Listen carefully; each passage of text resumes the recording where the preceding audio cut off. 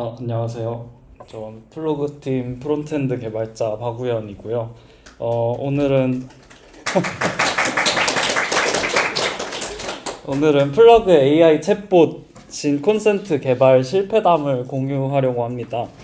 왜 챗봇을 개발하게 됐는지, 어떤 과정을 통해서 개발하게 됐는지, 또 앞으로는 어떻게 발전시켜 나갈 계획인지 한번 얘기해 보도록 하겠습니다. 요즘 AI 많이 쓰시죠? 저희 회사에서는 개발자분들은 구독을 제공해가지고 아마 안 쓰시는 분들이 없을 것 같은데, 저는 회사에서 지원해주는 클로드 팀이랑 챗GPT 프로를 개인적으로 구독해서 사용하고 있어요. 그래서 사용하면서 느꼈던 거는 정말 잘한다. 그렇다면 플러그도 AI를 활용한 그런 기능들을 제공해야 되지 않을까? 라고 생각했을 때 그러면 어떻게 그런 기능들을 제공할 수 있지? 생각했을 때 가장 처음 떠오른 것은 역시 AI 챗봇이었어요. 그래서 플러그에 쌓여있는 이런 의뢰나 계약, 정산, 고객, 이메일 같은 이런 도메인 데이터와 비즈니스 플로우를 AI가 이해를 하고 사용자가 자연어로 물어보면 답해주는 그런 그림을 생각했어요. 이때 한참 AI에 대해서 이것저것 알아가고 있었는데 클로드 코드 스킬의 그런 구조를 보고 이거다 싶었어요. 클로드 코드 스킬이 기본적으로 프론트 매터에 이런 요약 정보들, 네임이나 디스크립션 같은 것들이 있고 AI한테 이런 도구가 있다라고 알려주고 실제로 그 도구를 사용할 때 상세 정보들을 가져와서 사용하는 구조잖아요. 그래서 여기에서 착안을 해서 플러그의 비즈니스 로직을 동일한 방식으로 만들어서 도구화 시켜서 제공해주면은 AI가 잘 사용할 수 있지 않을까 생각을 했습니다. 그래서 요게 초기에 생각했던 플로우인데요. 사용자가 질문하면은 AI가 도구를 탐색하고 도구를 호출하고 또 답변하는 방식을 생각을 했어요.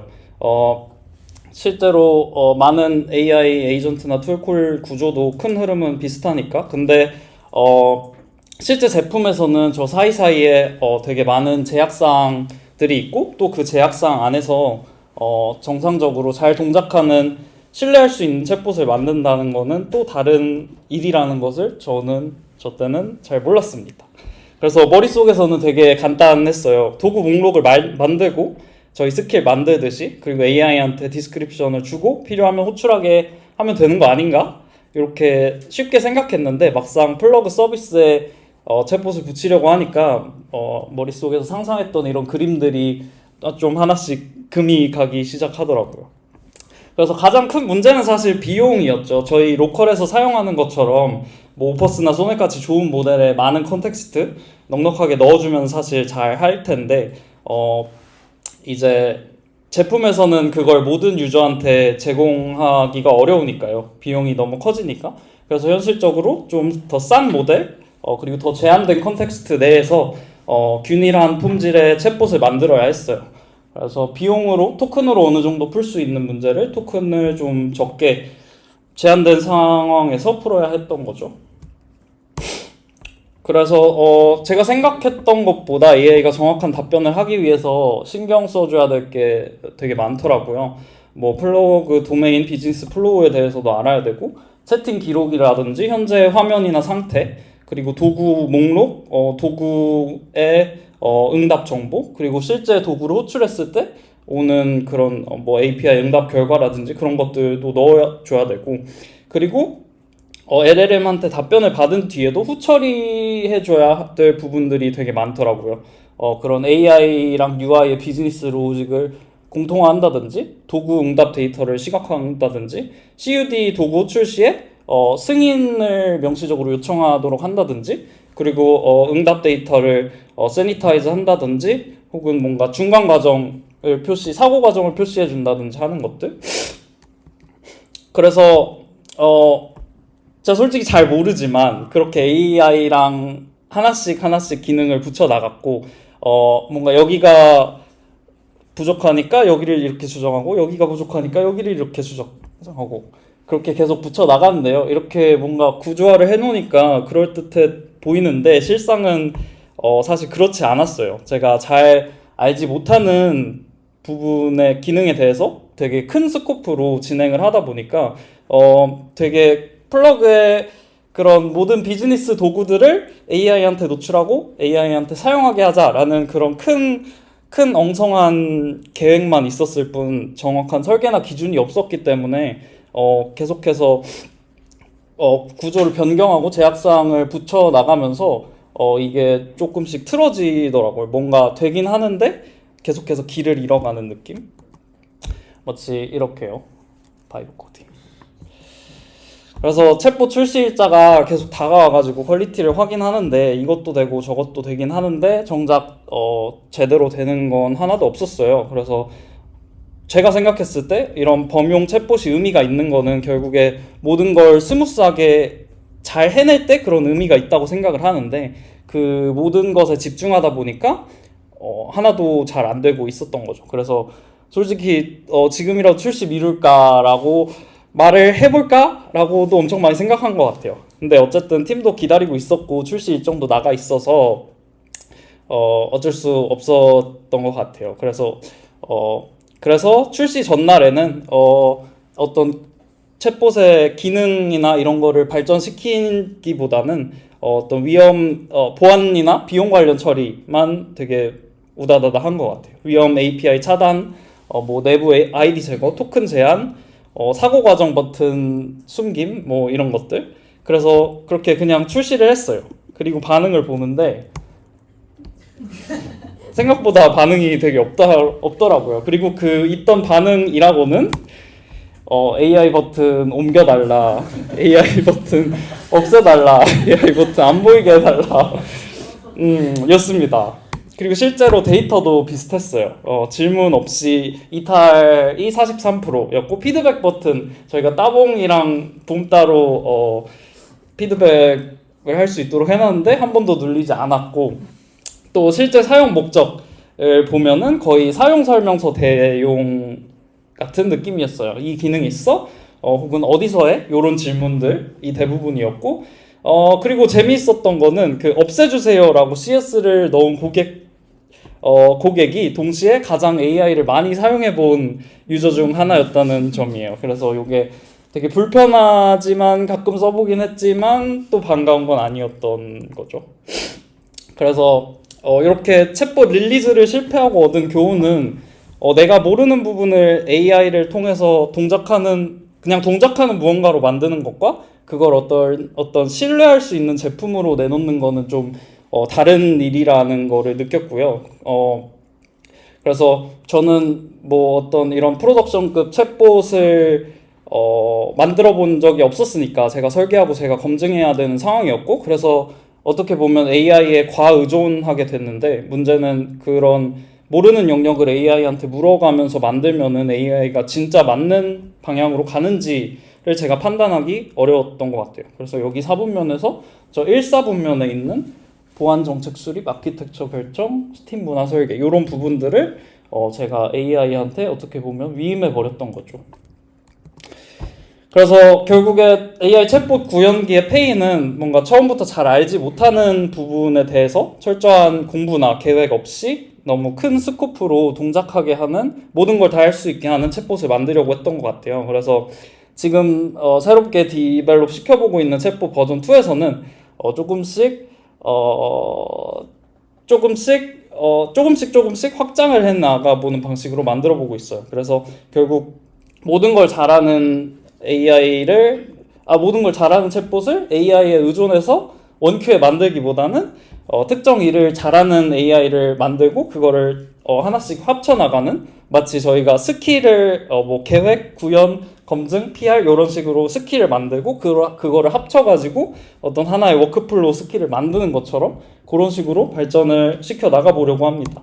그래서 V2는 이런 방향으로 개발해보고 있는데요. 기존에는 여러 도메인을 한 번에 그냥 뭐 울트라워크 같은 거 사용해가지고 한 번에 붙이려고 했었는데 그러다 보니까 각 도메인의 어떤 성공 기준을 명확하게 잠그지 못하고 그래서 챗봇 구조가 일부 바뀔 때마다 전체 퀄리티가 들쑥날쑥하는 문제가 있었어요. 그래서 V2에서는 이렇게 도메인별로 실제 사용자 흐름을 기준으로 블랙박스 회귀 테스트를 만들고 그 도메인의 품질을 먼저 안정화한 뒤에 다음 도메인으로 확장하는 방식을 시도해보고 있습니다. 그리고 다음은 도구 선택 방식인데요. V1의 경우에는 많은 도구를 한꺼번에 노출하다 보니까 AI가 비슷한 도구 이름이나 설명 파라미터 사이에서 추론해야 했는데요. 그래서 그리고 개발자 입장에서도 실패 원인이 뭔지, 이게 프롬프트 문제인지 스키마 문제인지 혹은 도메인 이해 문제인지 분리하기 어려웠고, 그래서 V2에서는 이렇게 좀 더 단계적으로 먼저 도메인을 선택하고 그 다음에 그 도메인에 해당하는 툴들을 보여주고 그 툴들 중에서 또 선택하면은 그 툴의 스키마를 확인할 수 있도록 이렇게 단계적으로 선택지를 좁힘으로써 디버깅도 쉽게 하고 좀 더 AI가 추론을 쉽게 할 수 있도록 단계적으로 좁혀보고 있습니다. 그리고 세 번째는 잘못된 응답을 다루는 방식인데요. V1에서는 LLM이 잘못된 응답을 했을 때 세니타이즈나 노멀라이즈나 폴백 같이 이런 런타임 후처리에 강하게 의존하고 있었는데요. 요게 겉으로는 성공처럼 보일 수 있지만 실제로는 모델이 잘못 만든 페이로드를 코드가 암묵적으로 수정하다 보니까 무엇이 잘못됐는지, 무엇을 잘못 이해했는지 이런 게 잘 드러나지 않았어요. 그래서 V2에서는 이런 암묵적 보정 범위를 최대한 얇게 가져가고 검증을 통해서 요런 잘못된 것들이 있으니 너가 수정해 라는 식으로 다시 명령함으로써 LLM이 직접 수정할 수 있도록 이렇게 한번 시도를 해보고 있습니다. 그 다음은 대화 상태인데요. V1은 답변과 질문 사이에 대화 로그, 표시 데이터, 도구 결과 같은 거를 따로 분리 없이 주입을 했어요. 그래서 되게 많은 맥락이 섞여 들어가다 보니까 모델이 헷갈리는 경우가 많았어요. 예를 들어서 유저한테 보여지는 데이터와 러 데이터가 섞여서 보여지니까 유저한테 보여지는 데이터는 러 데이터에서 약간 생략된 데이터가 보여지거든요.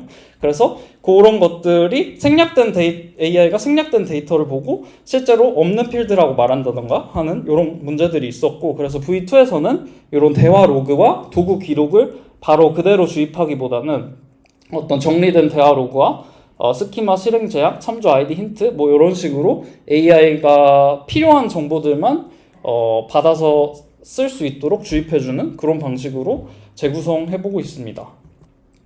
그리고 다섯 번째는 검증 체계인데요. 기존에도 테스트랑 이벨에 대한 시도는 있었는데 릴리즈 판단 자체는 사람이 수동 확인에 되게 크게 의존을 하고 있었고 테스트들도 되게 산발적으로 구현이 되어 있었어요. 근데 V2에서는 크게 챗봇의 검증 허브랑 도메인 블랙박스 이벨 이렇게 크게 두 가지로 나눠가지고 체계화를 해서 진행을 해보고 있습니다.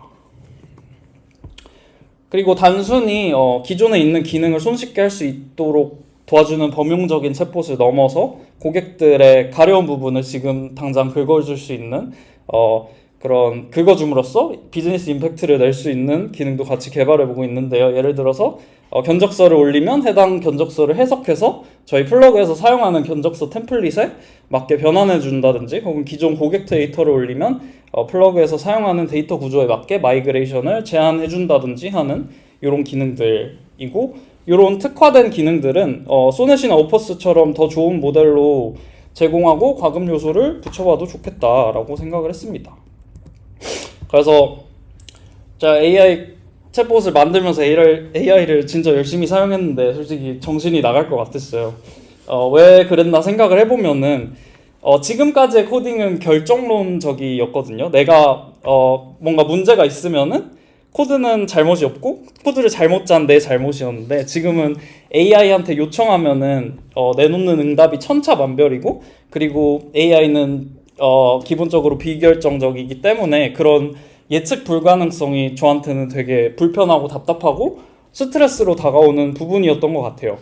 그리고 물론 지금은 그런 어떤 비결정성을 보완하기 위해서 하네스 엔지니어링 같은 그런 여러 가지 개념들이 나오고 있고, 그런 부분이 어떤 또 다른 형태의 코딩인 것 같다는 생각에 조금은 편해지기는 했는데, 어쨌든 그렇습니다. 그래서 사실 아직도 잘 모르겠어요. 근데 AI 시대에 어떻게 살아남아야 할지 아직 잘 모르겠는데, 어쨌든 확실한 거는 AI가 다 해줘도 결국에 판단은 우리의 몫이고, 그 판단을 위해서는 끊임없이 공부하고 경험해야 한다는 것. 그리고 플러그 AI 챗봇도 끊임없이 발전해 나가겠습니다. 감사합니다. 질문 있으신가요?